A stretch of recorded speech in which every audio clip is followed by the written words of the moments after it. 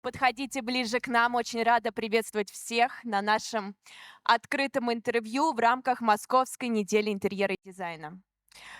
На мой взгляд, сегодня у нас очень интересный спикер.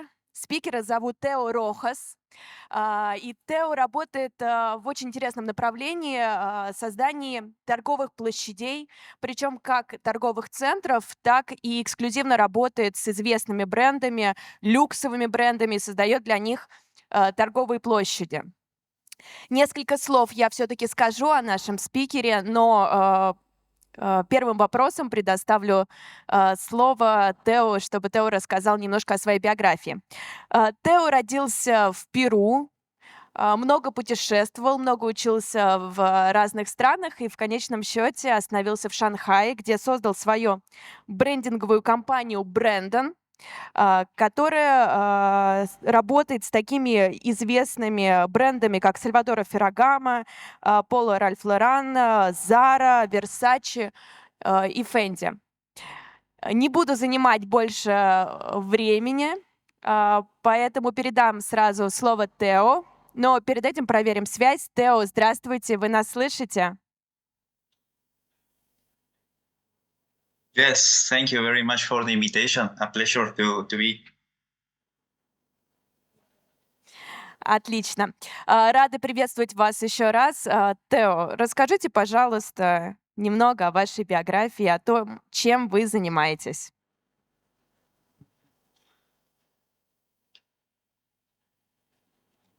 As you briefly introduced already, I'm from Peru, architect, and the last I'm based already in Shanghai 16 years. I make a smooth move from architecture to interior. Now, currently, with my own company, Brandon, we are doing interior projects for commercial spaces.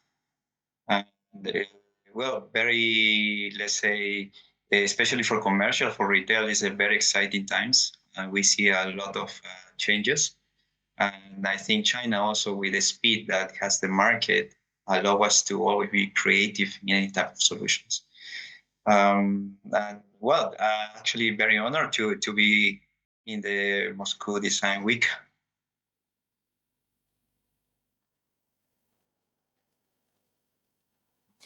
Спасибо, для нас большая честь, что вы нашли время встретиться с нами. Вот именно о тех проблемах, которые сейчас встают перед архитектором при создании площадей для ритейла, я бы хотела в первую очередь поговорить. Но прежде чем мы начнем, такой личный вопрос. Почему вы в какой-то момент своей жизни приняли решение работать именно в этом направлении, в направлении создания площадей для ритейла? Hmm. Чем вас заинтересовало это направление? Actually, yes, I understand that. Actually, it was not really a decision taken firmly. It was a flow, the opportunities. Um, as I mentioned, I'm an architect, so my training was to do cities, to do buildings, and then and that's what I did in the beginning. Uh, Actually, I moved a lot from the moment to see empty cities, creating drawings for cities that were not in the drawings, like to put the roads and the avenues from these cities in the plans in the drawings. Then I moved to luxury hotels in Vegas, in United States. And then because I always have this feeling of traveling and learning, that's how I end up in China. And in China, I always gives you the opportunity to try different options, different type of projects. So I keep doing the hospitality, keep doing hotel design here. But then after, there was a company who asked me, okay, you were doing hotels. What about, and hotels has also a retail space in the first floors. What about if you now do the retail spaces? Don't take care too much about the hotels, but you take care more of the retail. So I moved, and it was because the structure was already done. I was working just inside of the structure, the interior part. And then this opportunity comes in a different city. Actually, I started to do this in Hong Kong, which for me was a first experience also there. And as I mentioned, it was just moving with the flow. And I also like it, of course. And then in Hong Kong, 16 years ago, all the luxury brands used to arrive to Hong Kong first to step into mainland China after. And really, that was a big exposure in the beginning and a great opportunity to learn and work with them.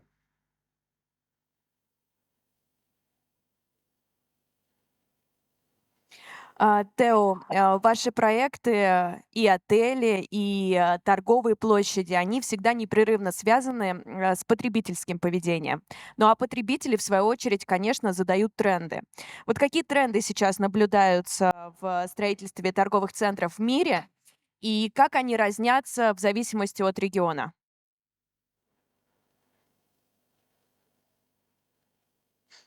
Well, let's start with the difference. Of course, it's very different, and not only, let's say, based in a different type of societies or different type of countries, but also in the same country, like especially here, China, and may happen most of the same in Russia because the geography is very big, and the weather, the climate is also different.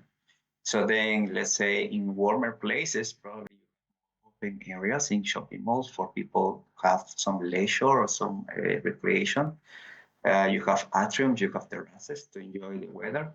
But in areas like it's very cold, very extreme weather, sometimes very hot or very cold, you have really close structures and people doing all the shopping inside with very strong ventilation or heating system. So then that's mostly, let's say, the particularities of the geography. Also, if we talk about trends, there is a lot of integration now with e-commerce. The e-commerce is very important now. It's helping a lot to the users to bring the product, to bring the merchandising very close to them. So sometimes even they don't need to go to the shopping mall. And because you have in your mobile everything, and you just can be sit down in your sofa, which makes also to rethink how to design a shopping mall. And now the criteria that architects, the designers use to design a shopping mall or any type of commercial space is totally, totally different, like 10 years ago, let's say.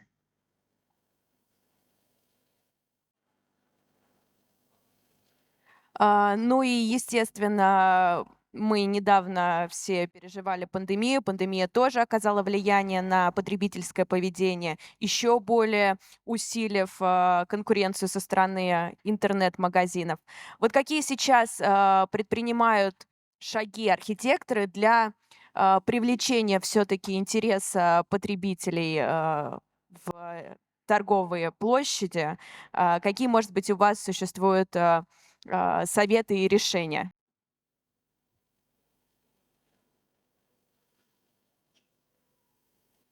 Of course, again, the integration online offline is very important. E-commerce, if we base it everything in base it online only, there is also a risk because the problem with e-commerce is you have the fight of prices. It's very easy to compare prices in e-commerce. You have a list of products, you have the prices there, and in my opinion, nobody wins the battle of prices. When you have offline, of course, as you mentioned, if there is a lockdown, if there is a COVID situation, it's closed, and people that cannot open the stores, cannot open the restaurants, cannot open the cinemas, and there is a big loss there, right? Because everything is basically physical. But this integration online, offline, and there are many cases that allows this. And actually, this is what we focus as in my company, Brandon, to create this engagement online, offline, multi-channels or omni-channels. Also, many people say in that way. It's very important how to, let's say, have the access, have the easy contact with the product through online media, but online channel, but also once you go to the offline part, once you go to the center or you go to the store, it's more about you get things more than a product. You get services, you get advices, you get also customization. You get things that you cannot get online.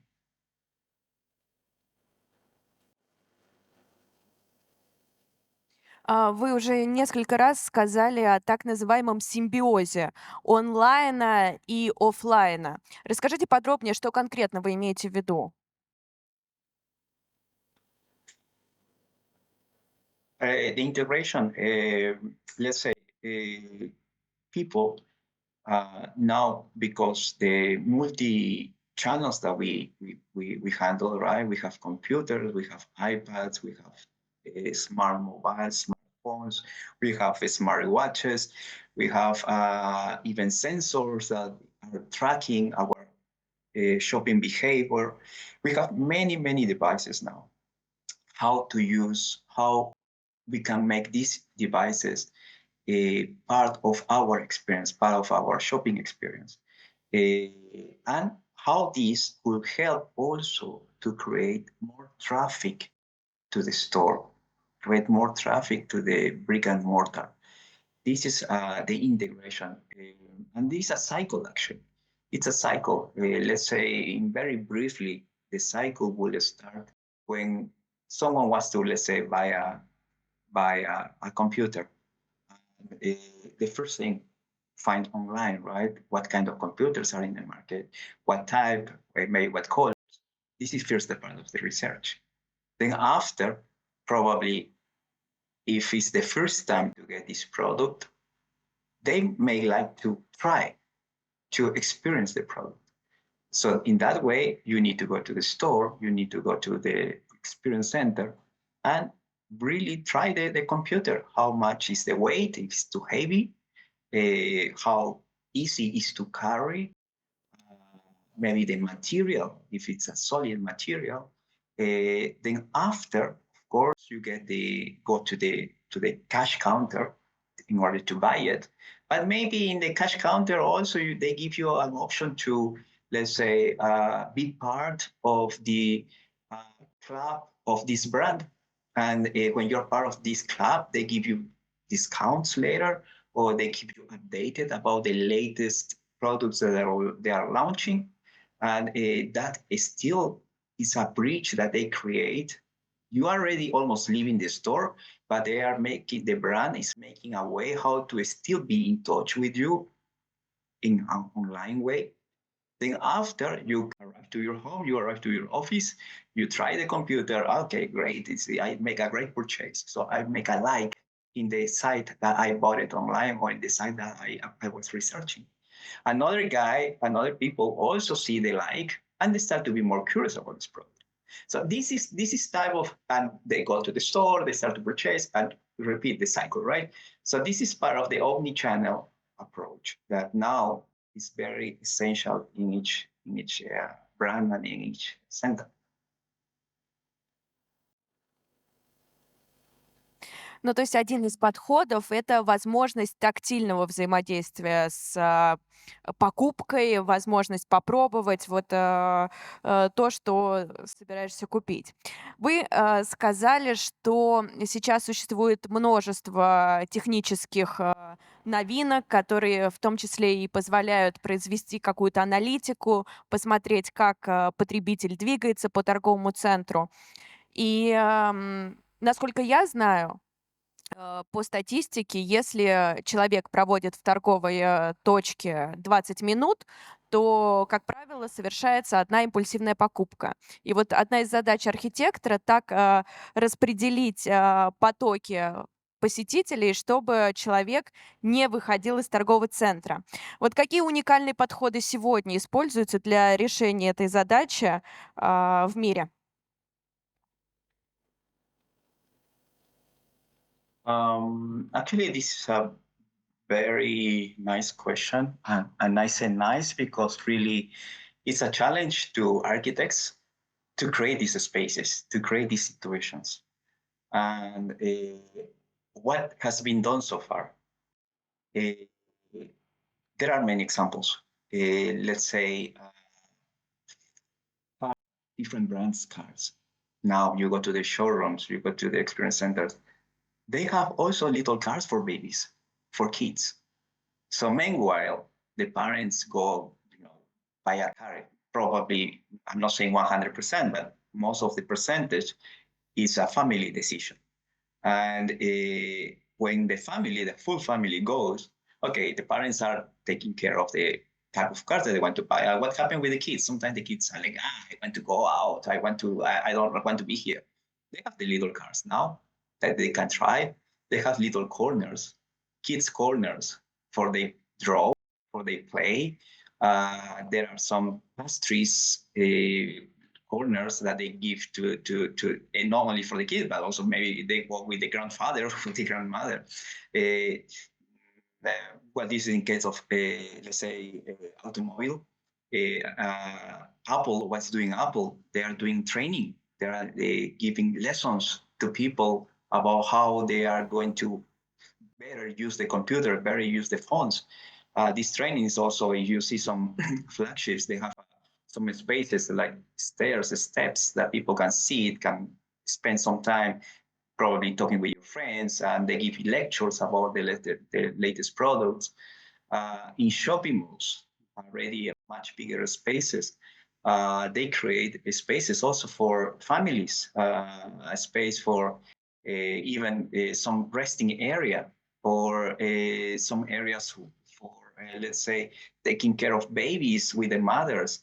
Uh, anyway, there is the chance to create spaces and makes people to stay in order. They have this at the end. Everyone is looking for the consumption. There are these different spaces, different type of spaces allow to have many chances that occurs this let's say impulsive purchase after some time being in the place.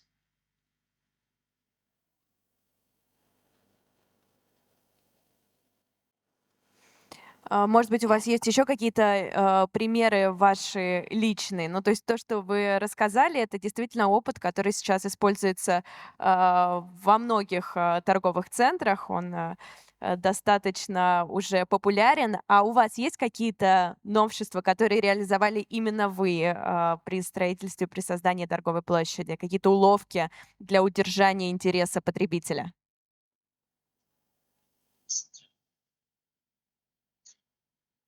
Well, there are many ways, but this is also it's not only to create these spaces, but especially for shopping malls, is where to put these spaces also, because there are the land, the use of the land is very important, especially for buildings that are, excuse me, they are in let's say prime locations.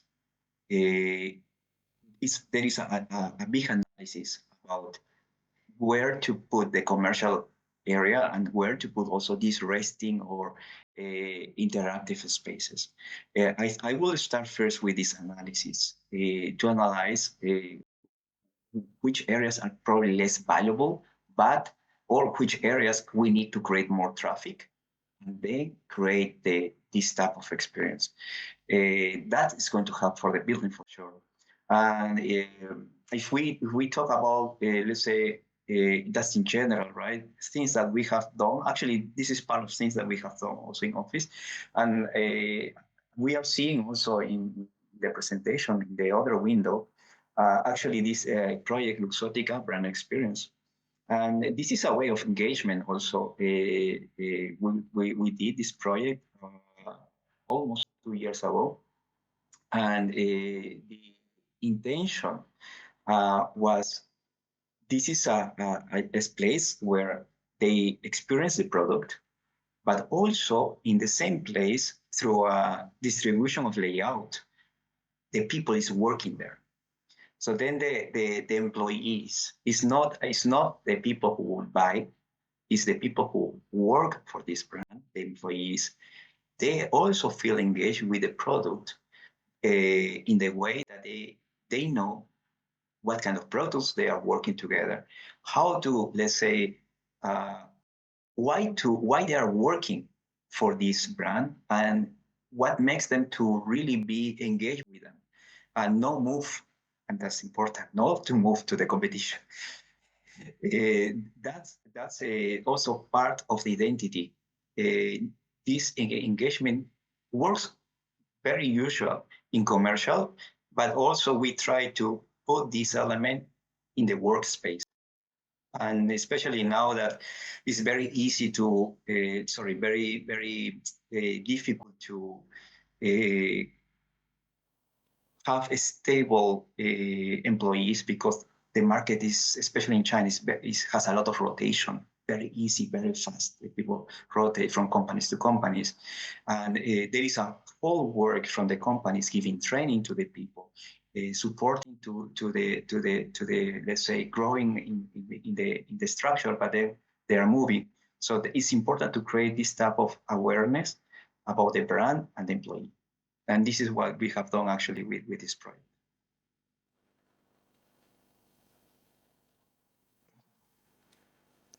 Спасибо большое. Образ бренда — это тоже огромная тема, в которой вы, несомненно, абсолютно эксперт. Я знаю, что вы читаете лекции в университетах. Я к этой теме хочу перейти чуть попозже. Сейчас все же вернемся к торговым центрам. В 2000-х годах в России появилась тенденция создания крупных торговых площадей, так называемых торгово-развлекательных центров, которые в себе вмещали и торговые площади, и возможность поесть, и провести досуг. То есть всеми возможными путями потребитель привлекался в торговый центр, чтобы в конечном счете совершить покупку. Вот насколько такой подход в мире остается популярным, или же сейчас появляется тенденция к созданию более камерных торговых центров?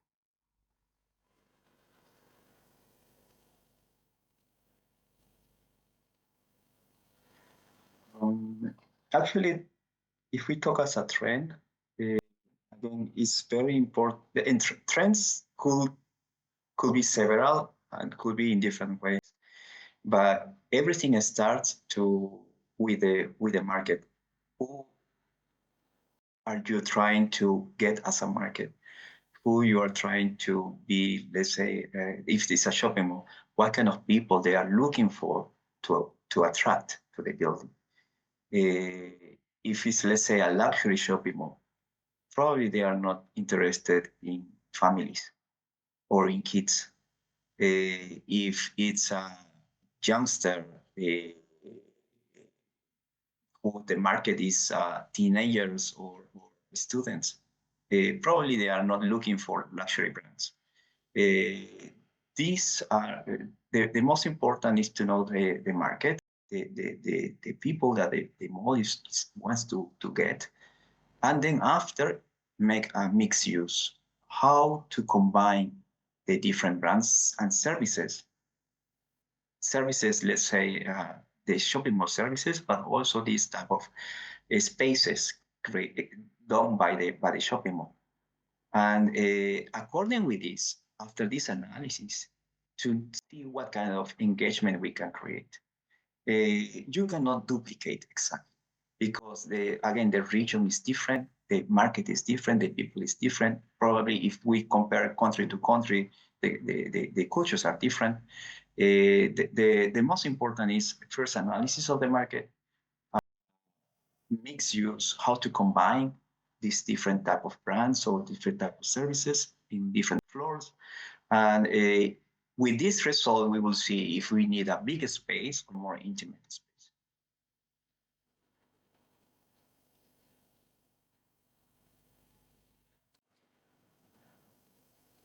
Вы как раз своим ответом подвели меня к моему следующему вопросу. Учитывая, что вы много работали с люксовыми брендами, но и у вас есть опыт работы с масс-маркетом, да, если из люкса это там Versace, Fendi, Salvatore Ferragamo, то из масс-маркета такой крупный бренд, как, например, Zara.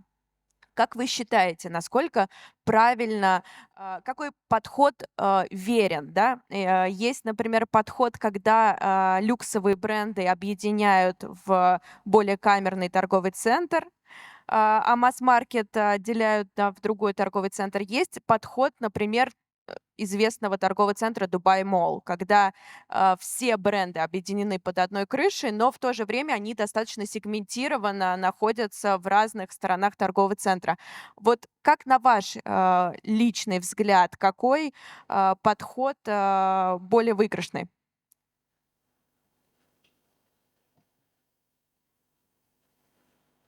Uh, my approach is always thinking about what is the identity of the brand.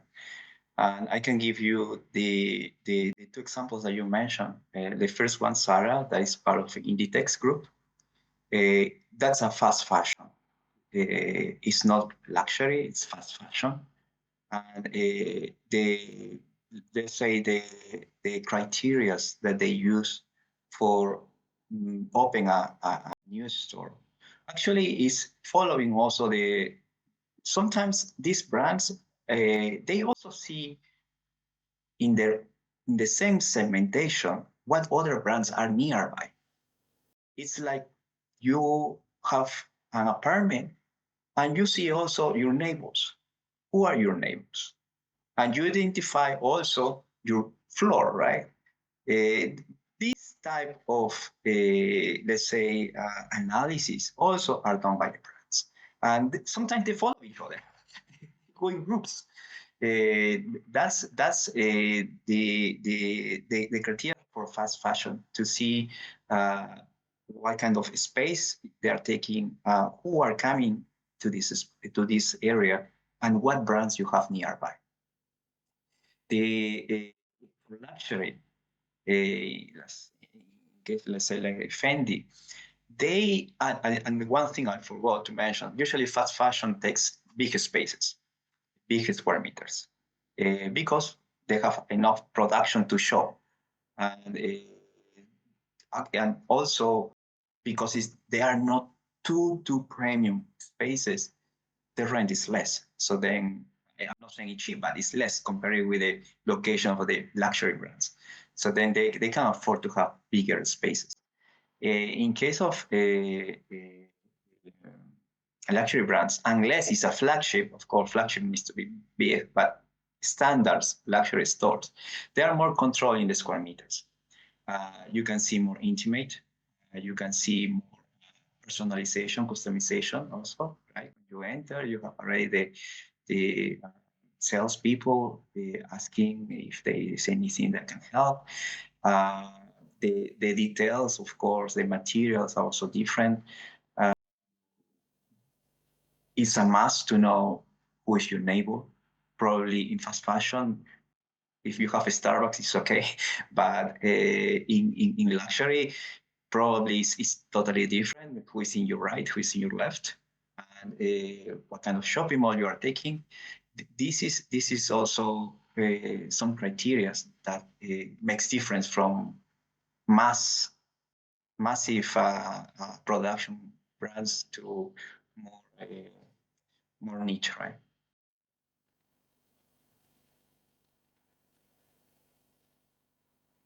Ну, то есть я так понимаю, что это разделение происходит в большей степени самими брендами между собой.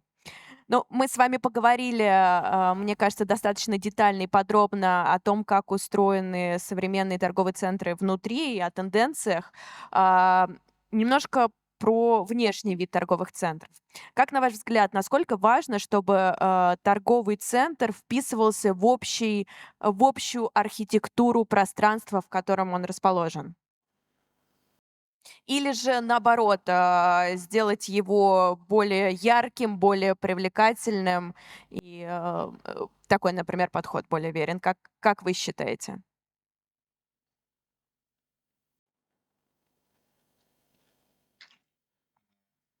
I cannot give, let's say, a general answer. I can say in personally what we do. Uh, Coming from, let's say, the Конечно, ваш опыт в первую очередь важен.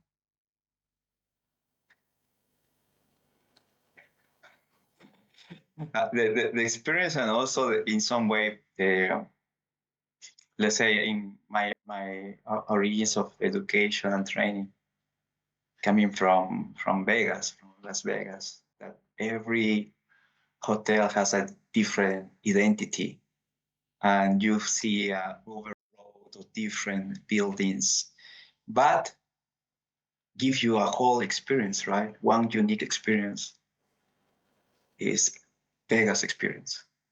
So then it doesn't matter if each building is different from each other, extremely different from each other. And you may see also the commercial part is one of the most touristic places in the world. Um, what I consider is personally, I think a commercial space needs to have their own identity. Not necessarily needs to have, let's say, visually harmony with the rest of the buildings, but they need to be social responsible.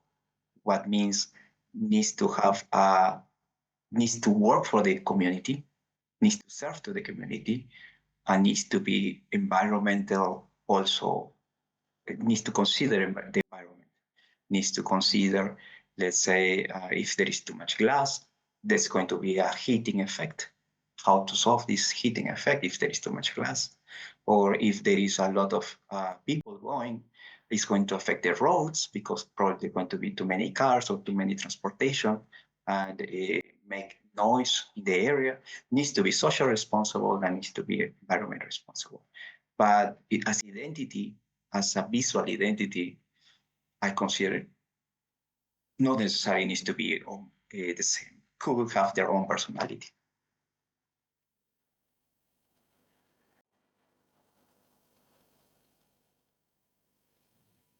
Еще одна тенденция, которая сейчас популярна в Москве, что я точно могу сказать, это создание медиафасадов на торговых центрах, которые, с одной стороны, являются дополнительными рекламными площадями, и с другой стороны, позволяют поменять облик торгового центра буквально за 1 минуту нажатием одной клавиши на компьютере. Вот эта тенденция, это направление сейчас популярно в мире, в частности, в Китае.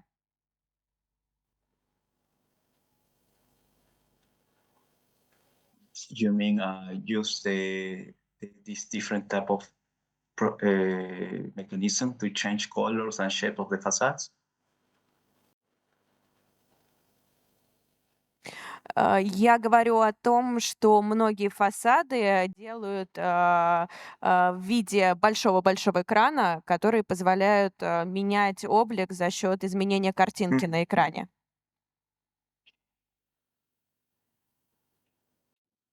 Yes.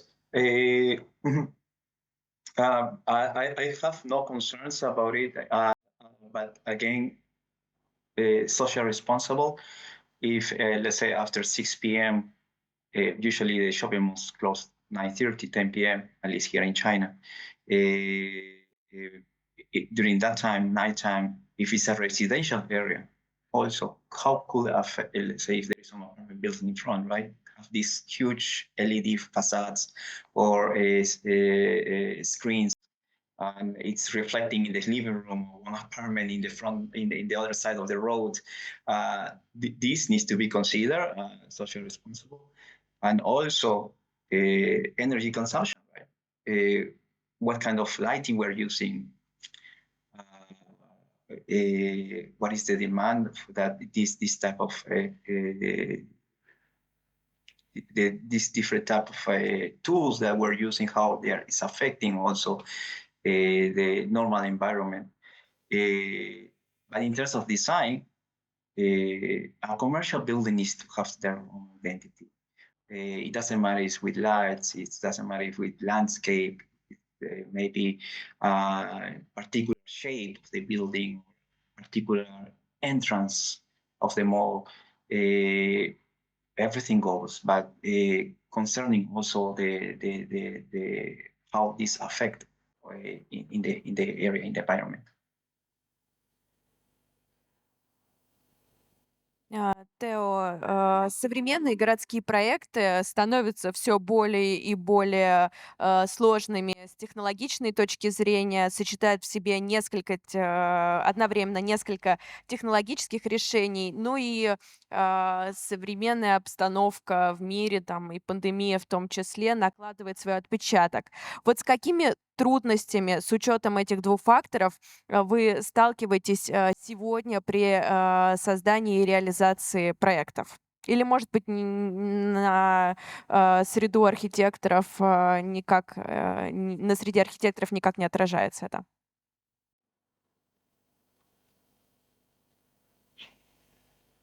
It affect. Let's say if we talk about the effects in the design or in the build, right, in the construction part, there are many. Let's say here in China now, even when you rent a space, when a brand wants to take a space in the shopping mall, there is a clause in the contract, in the lease contract, saying what happened if there is a lockdown, if there is suddenly the shopping mall needs to close and needs to be closed for 1 or 2 months, which already happened more than once here. This is a new thing coming after the pandemic. We just this year in May, I was closed for 2 months. In the same time, during those 2 months, we were busy doing 2 projects, not in Shanghai, in other cities, still in China, and to develop this type of site management, not being able to be on site because the main team is here in Shanghai based, and we couldn't go to Wuhan and Shenzhen, these 2 cities that we were doing, to create this type of site management that, especially for the build construction part, is quite difficult. We were trying to check things like, show me this pipe and show me something else. No, go to the right, go to the left. No, the blue one. That was quite a let's say mess. But at the end, we could find some alternative solutions. No 100%, let's say, not 100% what we expect, but at least helps. In design, there is now some clients that they prefer to have open spaces instead of different spaces divided by the walls, which means if you have less walls, also, especially for F&B, for restaurants, it's more easy, the air flows and has less chances that some let's say viruses be around because everything flows. The ventilation now is very important. There are some spaces, some places, buildings that they are putting now some filters for this type of prevention. There are many things. There are many things that we have been seeing and coming now the last 2 years, actually.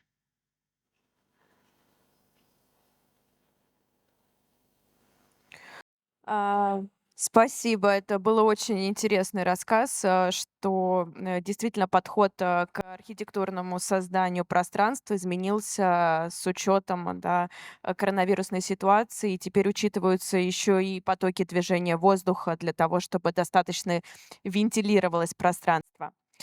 В следующей части нашей беседы я бы уже хотела перейти непосредственно к люксовым брендам, с которыми вы очень много работаете.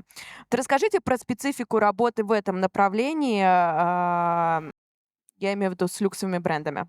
Я напомню, что Тео очень много работал с такими известными люксовыми брендами, как Пола, Ральф Лоран, Сальвадора Феррагамо, Версачи и Фенди.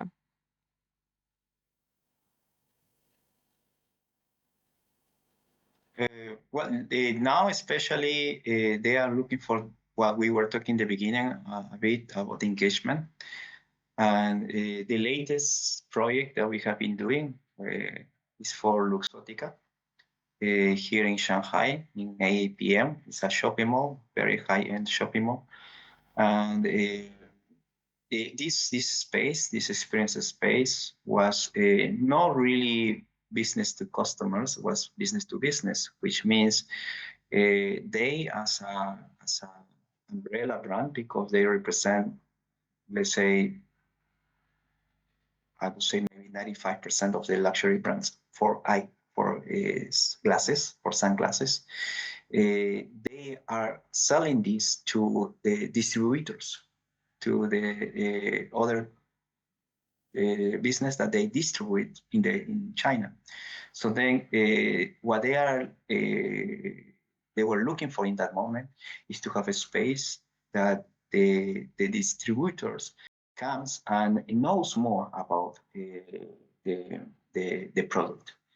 Now, if we talk about representing around 10 to 15 brands, and each brand probably has 10 or 12 types of different glasses.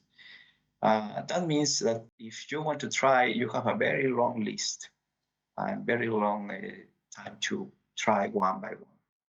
And actually it will be, I don't know if it's possible to go through the different pages of the presentation that I'm seeing in the screen, because there is yes, I can show you some areas. This is the reception and where are the products.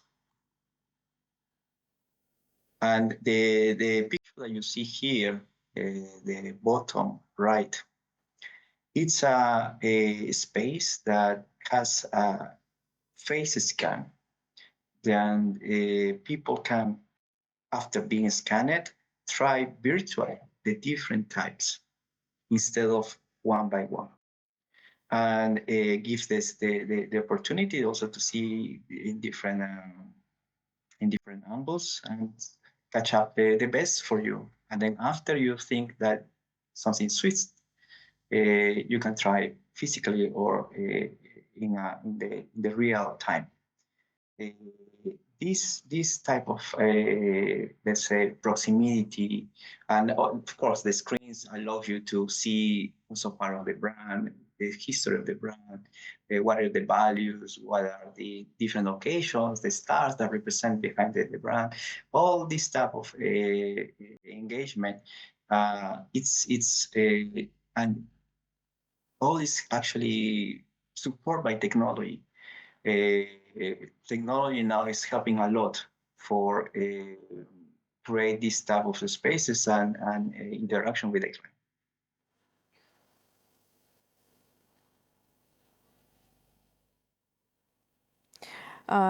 Тео, спасибо за интересный пример. У меня сразу родился вопрос. Вернувшись немножко назад в нашу беседу, мы с вами разговаривали о том, как сейчас привлекать потребителя в офлайн пространство, и вы сказали, что одна из важнейших уловок — это возможность тактильного контакта с продукцией, да, возможность примерить, посмотреть вес, посмотреть реальный цвет. И сейчас вы рассказываете о одном из ваших реализованных проектов, где в первую очередь потребитель имеет возможность примерить очки именно благодаря технологиям. То есть мы опять возвращаемся в так называемый e-commerce, да, когда в принципе ничего не мешает потребителю включить камеру смартфона и ровно так же померить эти очки.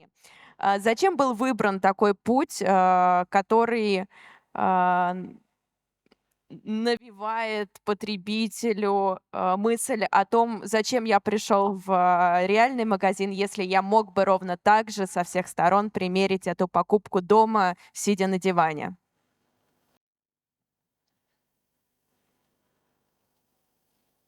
Mm. Actually, this is the first part only. The how, because this is in some way fashion product. The first part is how this looks on you. After you took your decision in one or a few ones, you try it physically, and that's where comes, let's say, how if the glasses are sticking your face, or maybe how comfortable you feel in the nose with the supports, or how much is the pressure of the legs in your face, the material, the weight again. This is just the first part to speed a little bit the decision. But once you took the decision or the decisions, you experiment physically with the product. Это только для ускорения принятия решения или такой подход еще и позволил сэкономить пространство в торговой площади? Для чего было этот подход был реализован?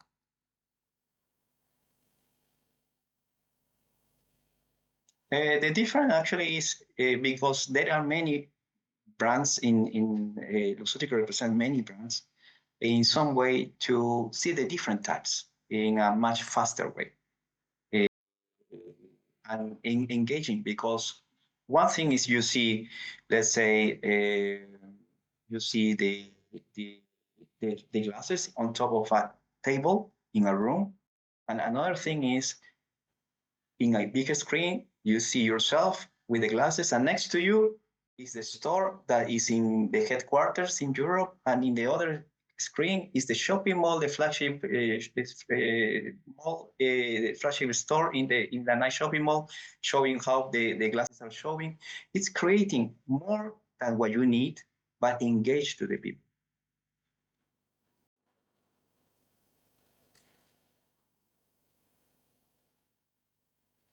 Я поняла, спасибо. А можете еще рассказать о каких-то ваших проектах, представленных в презентации более подробно, о каких-то еще примерах?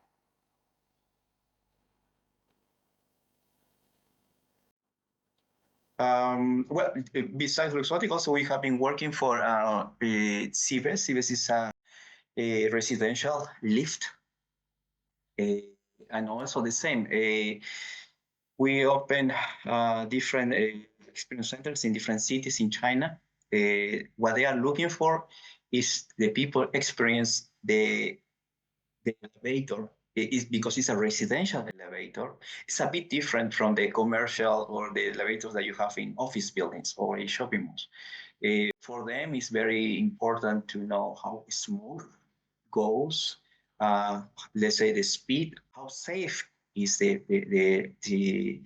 lift, because also at home, residential, at home we have children, we have pets, and how are the safety measures if there is anyone crossing down the lift.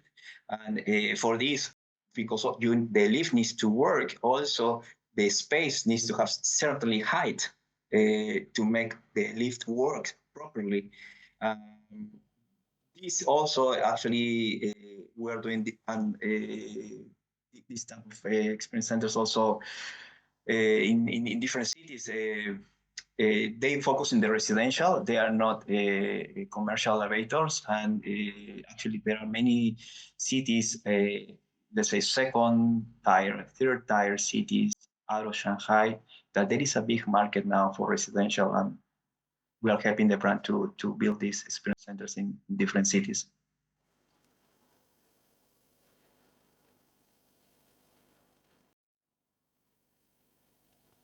Поправьте меня, если я не права. То есть я правильно понимаю, что вы создавали так называемый шоурум, где продаются лифты?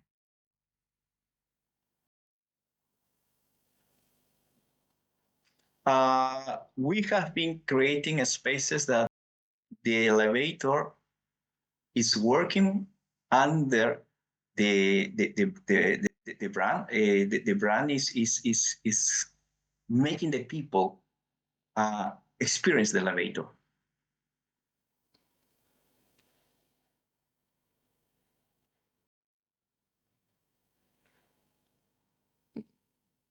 Я поняла, значит, я правильно поняла ваш ответ. Let's put it in this way. After let's put it in this way. After the people goes to these places, they won't live with the elevator in their hands. They will experience. They will try. They will see really how suitable is this, and probably they will make the purchase after. That's experience. It's not necessarily needs to finish in a selling deal. Is try the product and see the properties and experience. Но это опять же возврат к тактильной составляющей оффлайн пространств.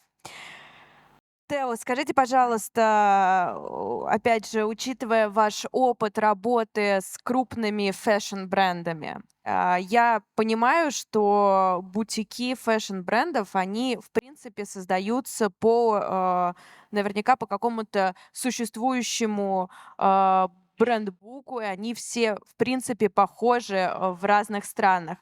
Но учитывается ли колорит страны при создании бутика какого-то фэшн-бренда?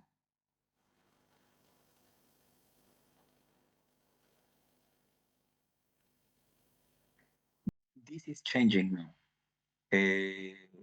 Let's say 10 years ago, yes, they have the brand book, the guidelines, and we must follow this like it's something, unique.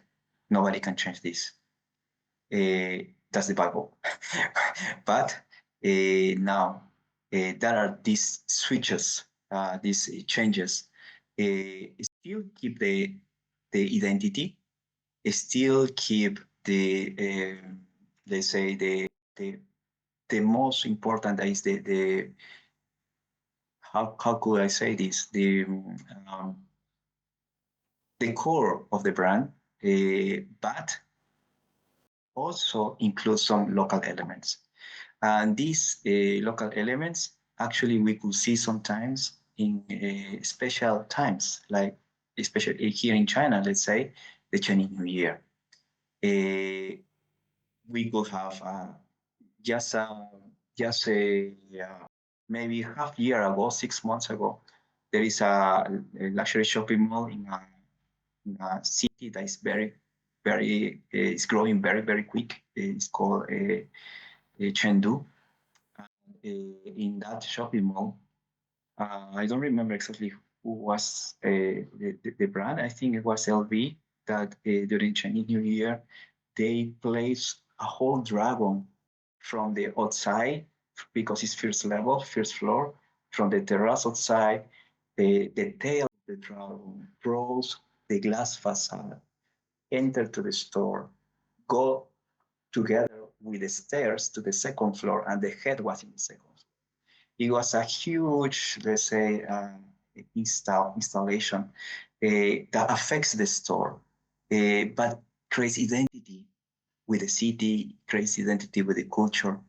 And this is very common, let's say. Starbucks also is doing this type of approach to engage the local market with the brand.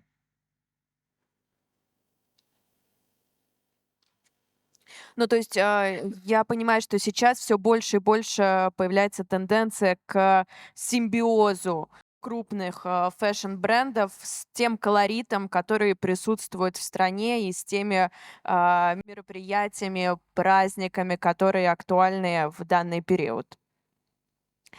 Тео, я хочу вам задать достаточно провокационный вопрос. Я вчера тоже вела на этой площадке интервью, и вчерашним спикерам тоже его задавала. Я знаю, что для каждого творца, коим архитектор и дизайнер является, каждый проект — это как ребенок, каждый любимый, каждый тяжело созданный, у каждого есть своя специфика, но все же, каким вашим проектом вы гордитесь больше всего?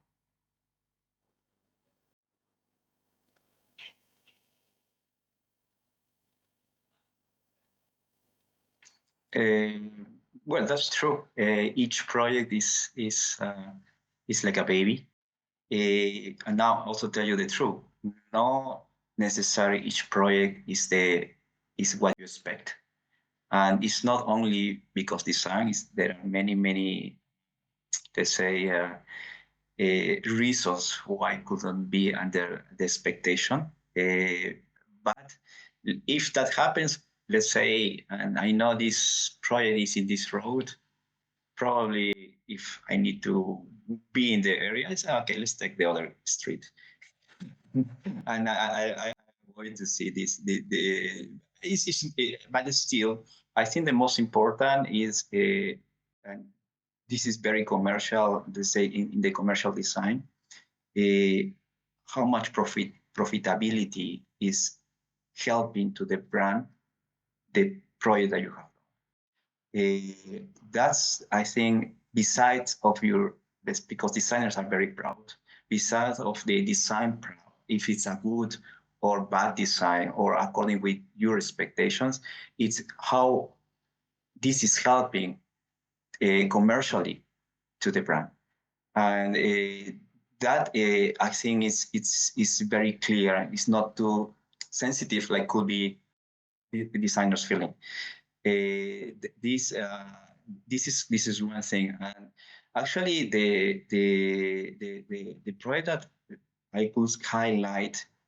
Actually, the company it's just 4 years. Even I'm 16 years here in China. The company is just 4 years in the market, and during these 4 years, I could say that the Luxottica, the one that I'm showing, because the intensity of the work really was done in a very special situation, in very special circumstances.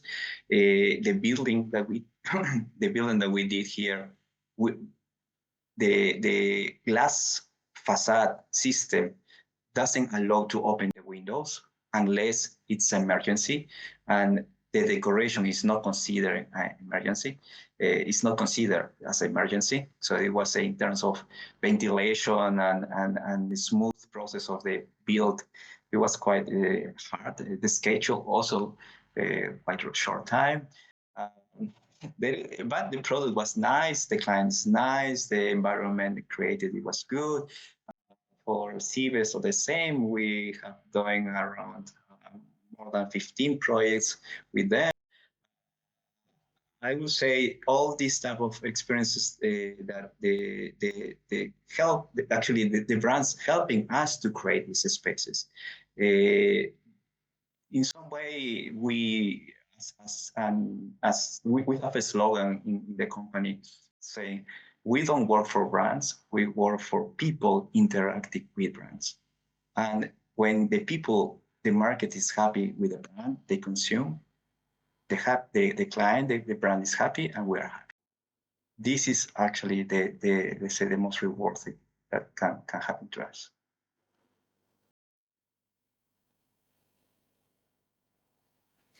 А, Спасибо, Тео. К сожалению, вы не видите наш зал, а я его вижу, и я вижу здесь очень много юных лиц, и наверняка есть представители архитектурных институтов, те, кто собираются связать свою жизнь с дизайном коммерческих помещений.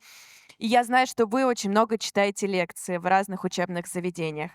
Вот скажите, может быть, несколько напутственных слов для начинающих архитекторов, начинающих дизайнеров, которые тоже так же, как и вы, планируют связать свою жизнь с режиссурой общественных пространств.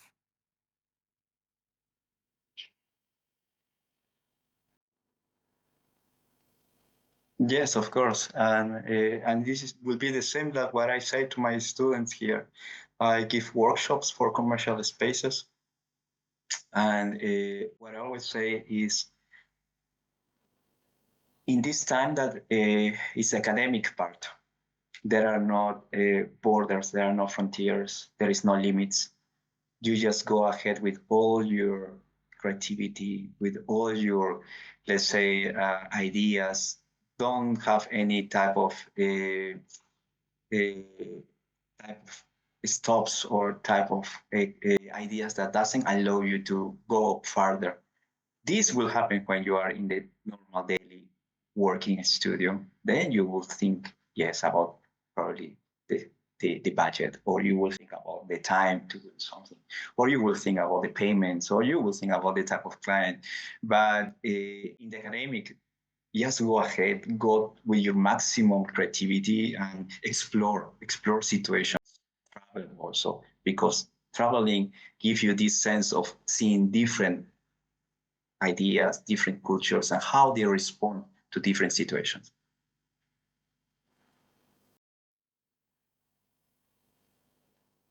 Of course, if we are not in pandemic, we can travel.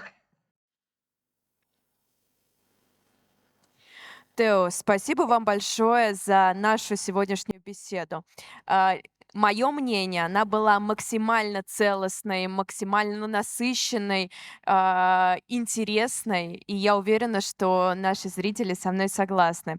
Спасибо большое, что нашли время пообщаться с нами, и мы, конечно, приглашаем вас в следующем году уже приехать сюда, в Россию, и находиться вместе со мной на сцене, а очное интервью, оно всегда гораздо интереснее и живее, чем общение через экран. Но в любом случае, спасибо вам большое за эту беседу. Аплодисменты, если вы их слышите. Давайте погромче. Спасибо. А для тех, кто присутствовал на нашей беседе, я напомню, что меня зовут Олеся Карипова, я журналист, радио, телеведущий. Спасибо большое, что были с нами вот этот час.